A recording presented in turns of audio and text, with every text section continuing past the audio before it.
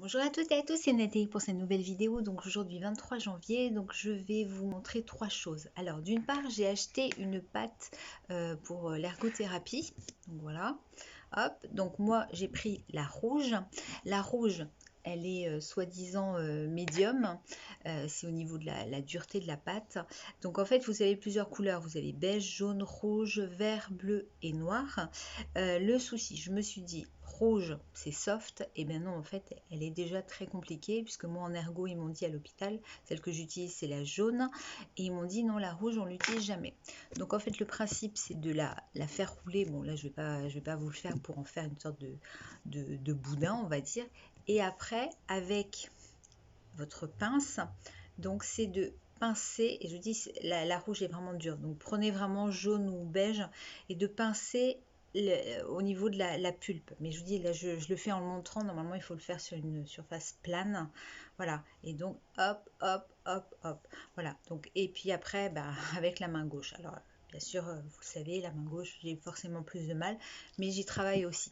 Donc voilà, donc vous avez des pâtes, là il y a marqué Theraputi, donc made in USA. Voilà, enfin bon, mais vous en trouvez à plusieurs endroits différents. Mais ça c'est donc pâte ergothérapie. Voilà, donc ça c'est bien pour faire travailler et tout. Et je dis, et pincer ou mettre les ongles et tout le long, quoi. Voilà. Sinon, je m'entraîne à réécrire parce que je ne sais plus écrire. Donc écrire avec un stylo classique, c'est totalement impossible. Je veux dire, on dirait que j'ai 5 ans. Donc je me suis acheté deux choses. D'une part, un stylo qui est fait pour les enfants de 6 ans à peu près, quand ils sont en apprentissage de l'école. Alors je n'ai aucun, je ne suis ni sponsorisée ni rien, donc je vais quand même vous donner la marque. Donc c'est Bic qui le fait. Je sais que alors j'ai du mal à le tenir. Ce genre de crayon, ça existe aussi pour les gauchers, tout ça, enfin bon. Et comme en fait il y a une petite surface ici, donc ça aide pour le tenir. Donc je me suis entraînée à faire des pages d'écriture et tout, et sincèrement avec, j'arrive à écrire. Je pense que des personnes qui ne connaissent pas mon écriture à la base disent même que c'est mon écriture normale. Non, sauf qu'à la base j'écris bien et que là voilà. Mais donc avec ce stylo là que je lâche, avec ce stylo franchement c'est top. Et puis j'ai acheté aussi, alors ça j'ai moins essayé, puis donc c'est des petits trucs, ça se tient comme ça, vous le mettez au bout de votre stylo. En fait, c'est pour vous permettre d'avoir un appui pour écrire. Donc ça, je ne sais même pas comment ça s'écrit. Ça s'appelle, je ne sais pas, je ne trouve pas le nom sur la boîte. Voilà, enfin bref, donc c'est dans une boîte où il y en a 4. Je vous dis, donc c'est à installer sur vos stylos pour vous aider à écrire. Mais je vous dis, moi vraiment là pour l'instant c'est vraiment ce stylo qui est vraiment top, quoi. Et donc c'est il y a marqué Bic Kids, donc c'est vraiment pour l'apprentissage à l'écriture, puisque moi c'est même pas de l'apprentissage, c'est du réapprentissage, parce que tout ça je savais le faire.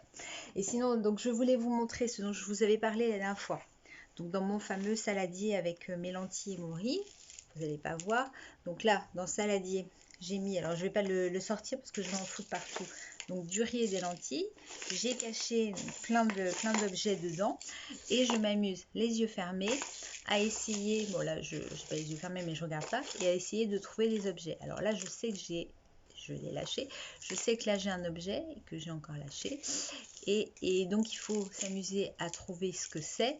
Et puis voilà. Mais le problème, c'est que je ne suis pas douée du tout. Donc je l'ai fait avec Baptiste, donc les yeux fermés. Ce qui était drôle, c'est que vu tous les objets que j'ai mis dedans, il n'y en a qu'un seul que je prenais à chaque fois. Et même en le prenant à chaque fois, je n'arrivais pas à savoir. Là, je viens d'en prendre un. Et oui, là, voilà, je vous le montre. Mais donc le but, c'est en le touchant, de savoir et la matière et la forme, donc de trouver ce que c'est. Voilà, donc je dis dans mon gros saladier. Alors après, tout ce qui est lentilles et riz, vu que bon, ça a touché quand même plein d'objets, je vous ferai chauffer, puis je donnerai à manger à ma chienne. Hein, je vais quand même pas jeter tout ça.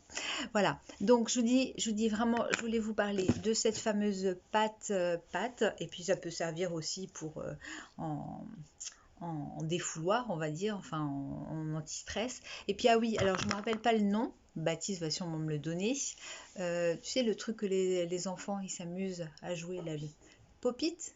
Voilà, donc le nouveau jeu en ce moment dans les cours de récréation, c'est un pop-it.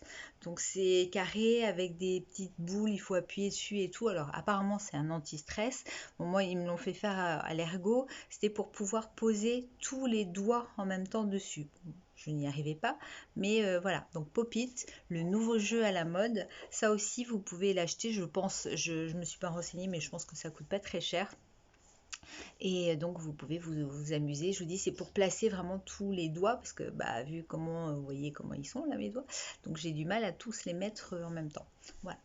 Sinon, bah moi l'évolution, bah voilà, elle est toujours ce qu'elle est. J'ai toujours ces fameux fourmillements et des charges dans les bras, donc c'est vrai que je me rends pas compte, mais je m'astreins, enfin oui, je sais pas si le mot est bon, à faire donc les exercices tous les jours. Demain je retourne à l'hôpital en ergo, et puis mardi j'ai kiné, enfin bref, donc je continue tous les jours. Et puis sinon, petite réflexion, quand j'étais vendredi à l'hôpital donc pour l'ergo, je voyais tous les gens marcher devant moi et tout, m'ont poussé en fauteuil. Et je me pose la question, je vous l'ai peut-être déjà dit, et peut-être que certains s'en fait la remarque. Voilà, vous qui avez déjà été soit en fauteuil, soit avec canne, enfin eu des difficultés, je me pose cette question qui est totalement idiote, mais que beaucoup comprendront. C'est quand je vois les gens marcher normalement, je me dis comment ils font pour marcher. Alors ça peut paraître complètement aberrant, mais pour ceux qui ont vraiment vécu un jour cet état de fait du fauteuil ou autre, je me demande comment c'est possible, comment on arrive à rester debout. Alors je sais, la question elle peut paraître débile, hein, mais voilà, mais j'en suis à ce stade-là, à me dire comment les gens font pour être debout, comment les gens font pour faire ceci, cela, alors que c'est des choses qui sont normales. Voilà, c'était la pensée du jour.